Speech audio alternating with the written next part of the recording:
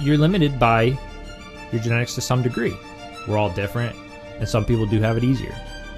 I promise you that. All right, welcome back to the Case by Case Training Podcast. This is episode 4. My name is Ben Case with bencasetraining.com. And in today's episode, we're going to be talking about genetics and specifically how they play a role in your ability to lose weight, get in shape, and just be healthy overall, and how much of a role they really do play, if any at all.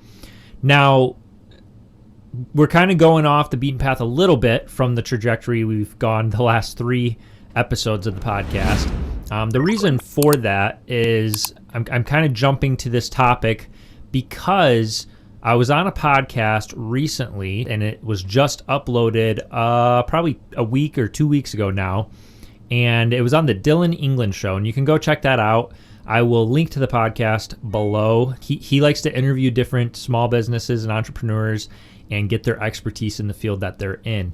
And so in the episode I was on, we talked about obviously training and just working out, exercise, but specifically weight loss most of the time was the topic of the conversation.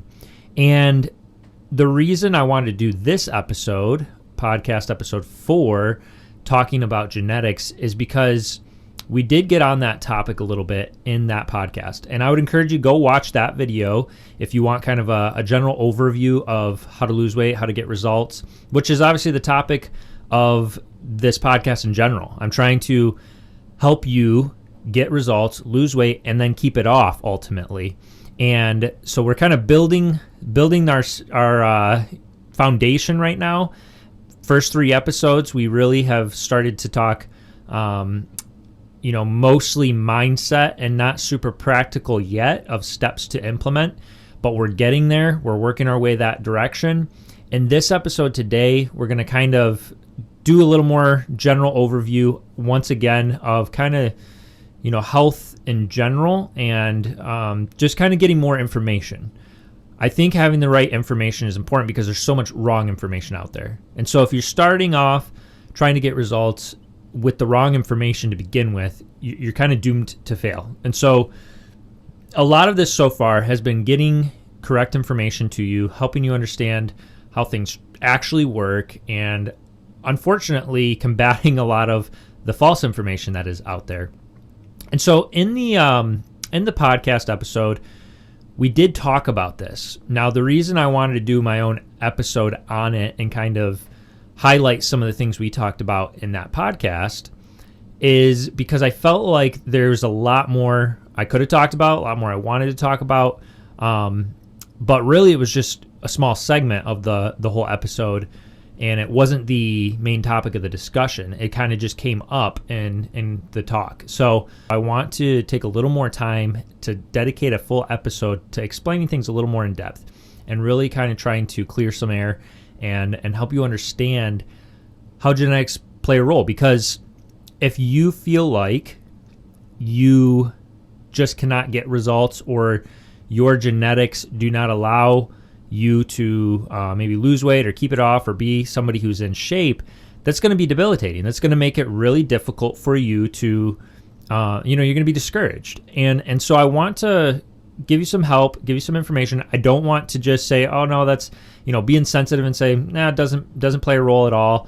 And meanwhile, maybe you're going, well, I'm eating the same thing as this person, and I'm doing the same diet as this person, or I'm doing the same exercise as this friend of mine, and they're getting results and I'm not. What's going on?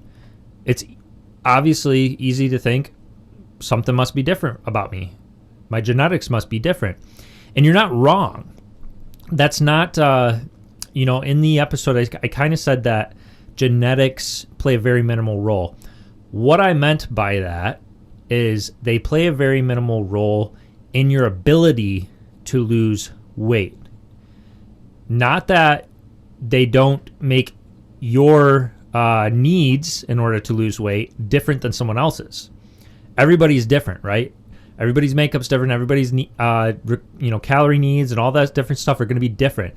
However, the reason partly that your metabolism, and I talked a lot about metabolism specifically, the reason your metabolism will be slower than a person who is in better shape is because you haven't gotten to that point yet where your metabolism is faster through burning off the extra fat, through building some muscle, through doing exercise and being more active, through eating the right types of foods. So genetics don't stop you from being able to have a fast metabolism. It's kind of what, I wanted to maybe say more clearly that I didn't. It's not that you don't have all different genetics. And we do all have different genetics that make it maybe your calorie needs might be different than someone else's. And you could be the same weight starting out. You could have two people who both are trying to lose weight, and you know, one of them's on this diet, and so you hop on that diet, and because they lost 40 pounds, and then you don't lose 40 pounds. And you go, well, why didn't it work for me? Are my genetics not as good as theirs? Or maybe you see somebody eating all kinds of different food that you're like, if I eat that, I put on all this weight, right? And so, yes, genetics play a role in that sense. They don't prohibit you from getting to a point where you can eat more food like that, though, and not put on weight. And so I'm gonna dive into this a little deeper because I think it can be a little bit confusing sometimes when we get talking about this. Your genetics will limit your ability to put on a certain amount of muscle. You can only have a physique that is possible with whatever your genetics allow, right? So genetically, you could look at somebody else and go, man, I want to look like that. I want to have their shoulders. I want to have their back muscles. I want to have their abs. Well, you can work really hard and you can build big shoulders and you can build a big back and you can build abs and cut down and have abs, but you can't determine exactly how they're going to look, right? Your genetics are going to determine that. And so, yes, genetics will limit what you can attain to some level. Now, at the end of the day, everybody is going to have slightly different calorie needs in order to reach their goals. But when you are overweight and out of shape, your metabolism will naturally be slower than somebody who is skinnier and in better shape. So when that skinny person, and especially if they do other things like exercise and if they've got some muscle and stuff like that, they've got more things working for them to have a faster metabolism. And so it's not that they can't put on weight and get overweight. They just have to eat a lot more to do it because they have a faster metabolism. Where genetics come more into play is, what your body structure will look like at the end of the day. So you may be more inclined. Your body might be more predisposed, I should say. That's the word I was looking for. To carry weight in certain areas. You can't change that. If the last place that you lose body fat is your hips, there's nothing you can do to like retarget that and make it where you lose the weight in your hips first. Like there's nothing you can do. That's just your genetics, right? That's where genetics come into play. If your genetics are that you will have, super good biceps if you work them out really hard and you'll have really big biceps, that's just your genetics. And maybe you could work triceps twice as hard as your biceps and they still might never grow quite the same if that's just how your genetics are, right? And so, but the thing is we do still have some ability to overcome those. This is kind of where I was getting at in the podcast, in the Dylan England show, is that genetics aren't an excuse.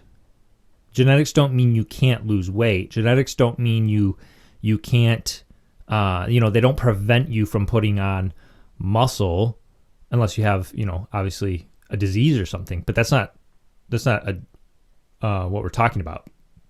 What we're talking about is, I have bad genetics, that's why I'm overweight. Well, no. You can still be in shape. You can still be in great shape, even if you have bad genetics. And when you get into great shape, your metabolism is going to speed up and you're going to be able to afford to eat a lot more of those kinds of foods that Other people eat that you go, oh man, they just have really great genetics. Well, they have a really great fast metabolism because of where they're currently at, but they could slow their metabolism down too, even if they do have good genetics. Even if they're predisposed to have good genetics, somebody who has good genetics can still put on weight and put on fat, right?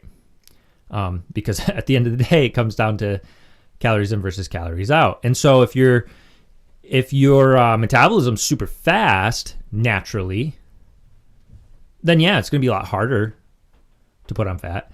And if your metabolism's super slow naturally, if that's just kind of like what your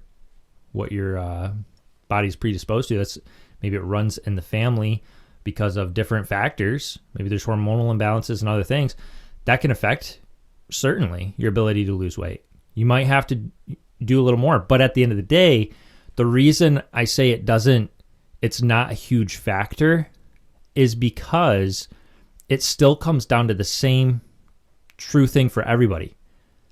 Everybody loses weight the same way, and everybody puts on weight the same way. Calorie deficit or calorie surplus, or you maintain weight the same way, calorie maintenance.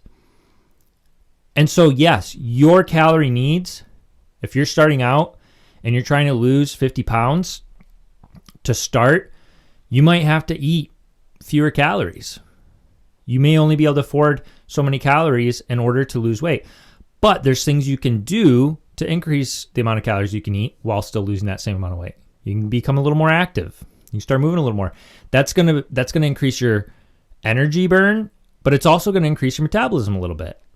So now you got two things kind of working for you. If you start putting on some muscle, you start lifting weights, you're doing both those things, and by building some muscle, you're also speeding up your metabolism a little more.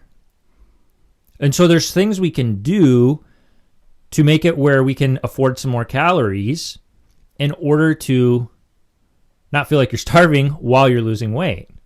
And again, you may not be able to eat as many calories as this person next to you, but that's true for everybody. Everybody's just going to be slightly different on what their calorie need is. You just have to know what that is. So if you have no clue how many calories you can afford to consume and you're slightly overeating each day and you're putting on weight, even though you feel like you're not really eating that much, and then the person next to you seems like they're eating a lot and they're not putting on weight, well, it's because their calorie needs are different than yours. And so that's why, and sure, you could say, well, that's genetics. Well, maybe to some degree, but you can change that number. Your calorie need is going to change the more active you are. You're going to be able to afford more calories. Your calorie need is going to change the more you increase your metabolism. And sure, there's probably a genetic cap that who knows what it is for each person on how fast their metabolism can get up to and how much, but we can't control that. At the end of the day, all we can know is this is the calories I can afford. This is what my body can handle in order for me to lose weight. This is the amount I can consume in order to lose weight. Okay, then that's what I need to stick with and need to do. If you want it to be a little more, you got to be a little more active. Maybe for you got to hit the gym 5 times a week to have the same calorie need as somebody else who only has to hit the gym twice a week.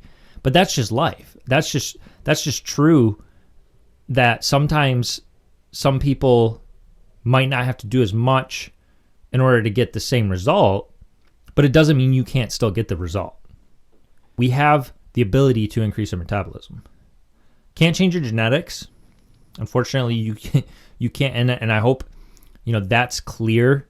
And I didn't make that unclear in the video that you can't.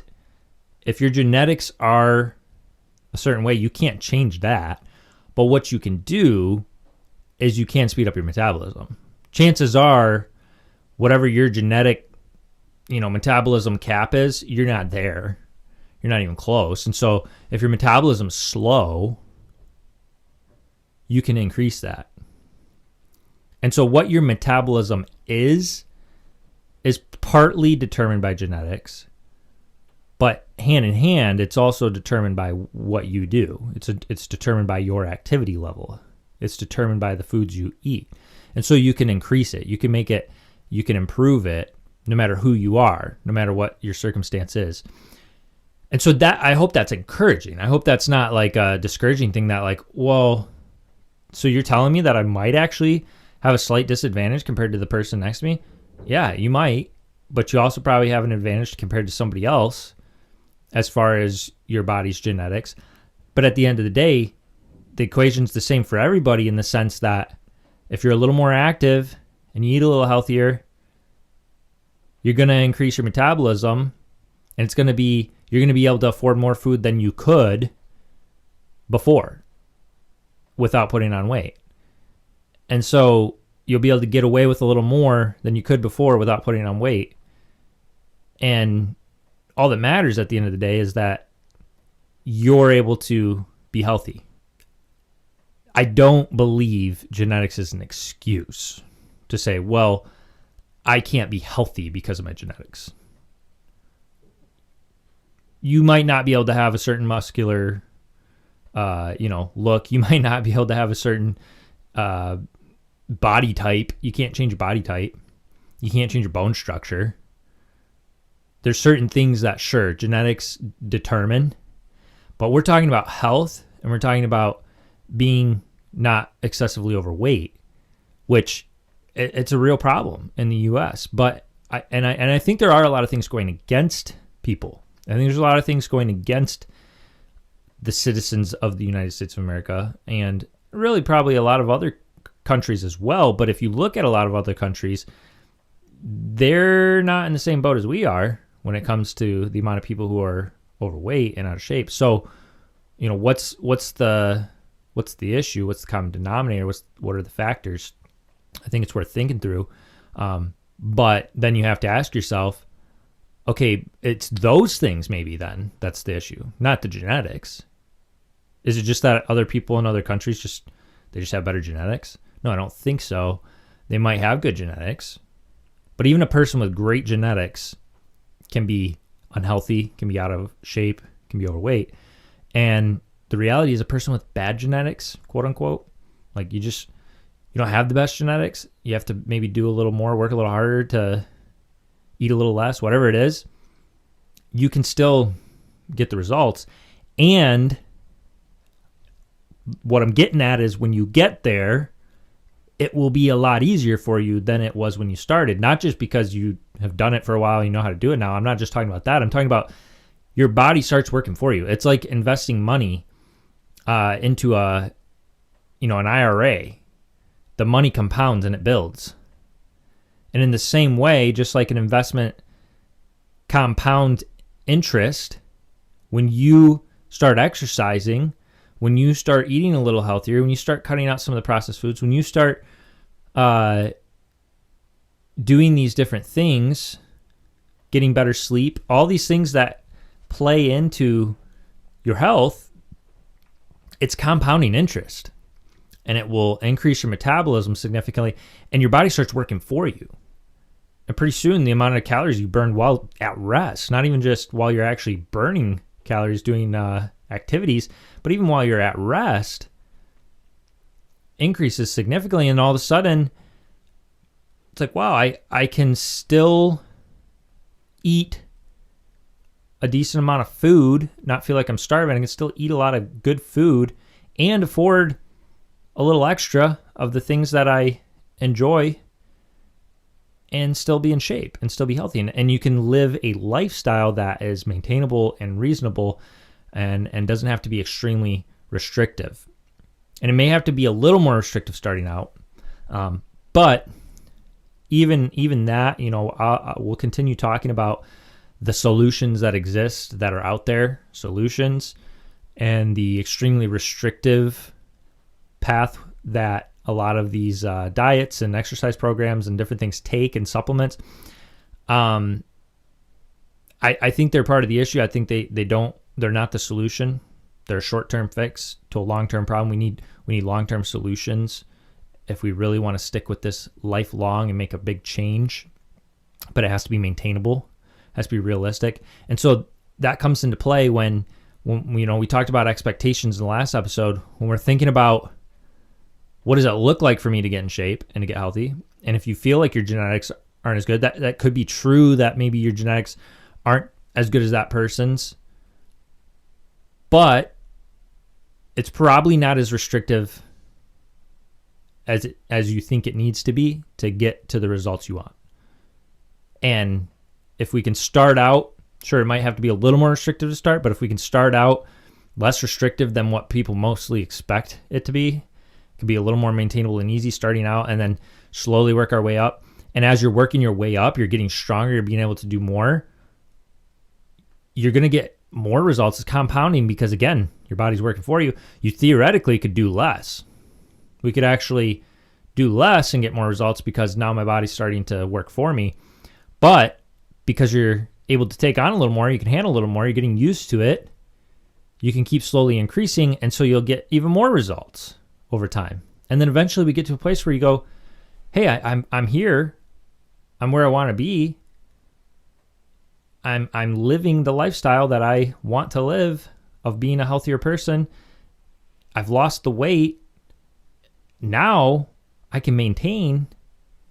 I can increase my calories, and I can afford a lot more calories now because I've built a machine that does the work for me almost. And it doesn't mean you can just be lazy and you just sit back and now, you don't have to do anything. But compared to where you started, when you thought, I don't have good genetics and it's really hard for me to get results, you're going to be in a totally different place once you get there and you're going, wow, okay, so even if I didn't have the best genetics, doesn't mean that I can't still get results and have a body working for me and have my metabolism working for me to help me get the results. And you're going to be able to eat more while being healthier and looking healthier and feeling healthier. You'll be able to do more then than you can right now while you're not healthy. And so that, I hope that clears up a little bit what I'm talking about when I say that genetics, they play a role, sure. But when it comes to losing weight, when it comes to being healthier, when it comes to increasing your metabolism, and ultimately when it comes to the reality that you just have to be in a calorie deficit, whatever that calorie deficit is, it's going to be a bigger deficit if you're not doing anything, if you're not active. But if you get a little more active, you do a little more stuff to increase your metabolism, increase your energy burn each day, you're going to be able to afford more calories while losing weight. And that's just how it works. And yeah, the number's going to be slightly different for each person. But where you're bound by genetics is kind of the possibilities of what your body can achieve. But it doesn't limit you from just being a generally healthy person. It's not an excuse to say, well, I can't get into shape. And so, if you've felt that way though, if you feel trapped, if you're like, I don't know, I've tried a lot of things, I've tried this diet, just doesn't seem to work for me. Well, let me ask, have you actually had somebody take you by the hand and say, here's what you need to do, like here's the calories you can afford, here's the path to get the results you want, follow it, customized to you? Because that's the thing. There's not much out there. Well, there's probably stuff out there, but I feel like the stuff that's really big, the stuff that's really well known, it's very generic cookie cutter stuff. And it's not tailored to each person. And so you might not get the same results as the next person. And that could be because of your genetics. It could be because your needs are different than theirs. Because everybody's are different than each other's. And that's okay. That's just how it is. So what we need is a customized plan, something that is tailored to you and what your needs are and what your goals are.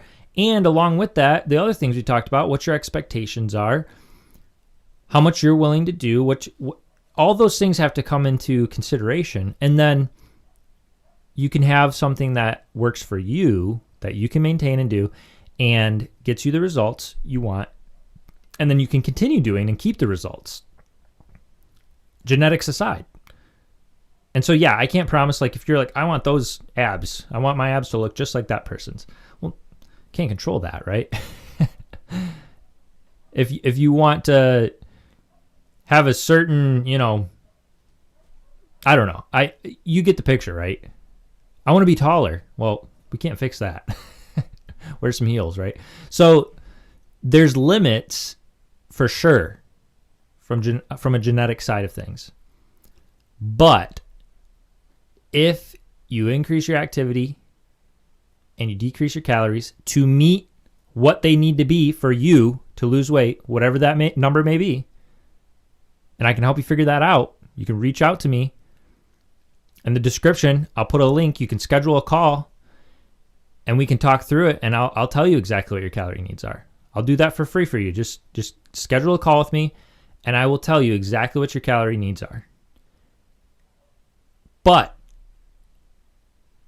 you need to also have a plan in place to reach that, right? To follow through with that, to stay consistent with it.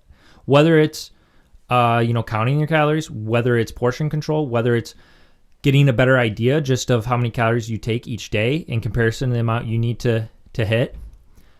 But I'm telling you, this is a better way to go. This is a better approach than just doing some super restrictive diet that wasn't made for you, or some super restrictive workout program that wasn't made for you, wasn't designed for you. And it's going to afford you the ability to still eat some of the things you enjoy and not have to cut everything out, because you'll be able to go, hey, I'm still at my calorie goal for today. I'm going to have this slice of cake and I'll still get results. And now all of a sudden you're the person that people are going, wait, you're able to eat that and still get results? Well, yeah, I stick within my calorie goal. I hit my calories that I need to hit for my body, my genetics, and eventually that will also get better.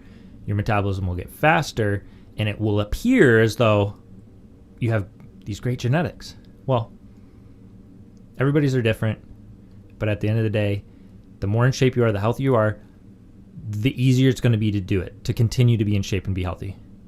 I give the example in the Dylan England show of running a marathon. If you've never ran one before, it's going to be a lot harder. And sure, you're at a disadvantage. You could look at the person who is running a marathon and go, wow, they're just gifted. They got good genetics. Well, they worked up to it, right? And now they can improve their speed. They can increase their speed. They're going to be limited to whatever their maximum speed can possibly be, right? But if they don't train, they're never going to even reach what their best potential is. The fastest runner in the world probably isn't the person who's the fastest runner in the world. It's probably somebody who never actually trained to get themselves there, but they had the potential to be the fastest person in the world. Does that make sense? So, yeah, there's a ceiling to what your genetics can do for you and what you can accomplish. But if you don't train, if you don't use them, if you don't do anything, then you're not going to be able to do it. You're not going to be able to run the marathon if you've never even started running. Now, if you start training and you train your hardest, you'll be able to do it. Will you be the fastest person when you take first place?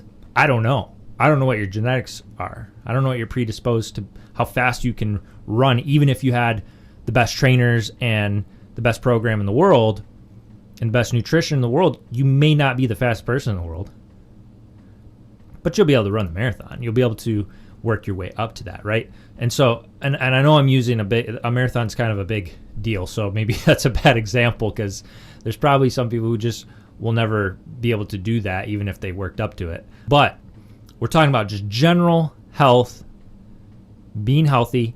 The marathon thing is an example to help you understand that, yeah, sure, there's a limit in genetics, but you have to still train. You have to work your way towards the goal you have, and you may not be the most fit person in the world at the end of it, if your genetics don't allow for that, but you can be healthy. I promise you that if your health, otherwise you don't have other health issues that are affecting these things, you can reach these goals. You can be healthy. Your genetics will not keep you from getting into better shape and having better seeming genetics than what you do right now. I hope that's helpful. I hope it encourages you, doesn't discourage you. I don't want you to be discouraged by the fact that we're all different and some people do have it easier. That's just the reality. Some people have it easier than I do. I would like to have bigger muscles than I do, right? Well, you can work as hard as you can and get as big as you can. But you're limited by your genetics to some degree, for sure. But do what you can do and be happy with the results you can get, knowing that you're putting in the work and doing your hardest. If you're not working your hardest and you're not trying to really get the results, you can't complain and say, well, my genetics don't allow me. If I'm never going to pick up a weight, I can't complain that I don't have as big a biceps as some other guy because he's just got better genetics than me. Well, maybe he does, but the only way we'll even find out is if I start picking up the weight and exercising. And at the end of the day, it's not about that. It's not about being better than someone else or comparing ourselves to someone else.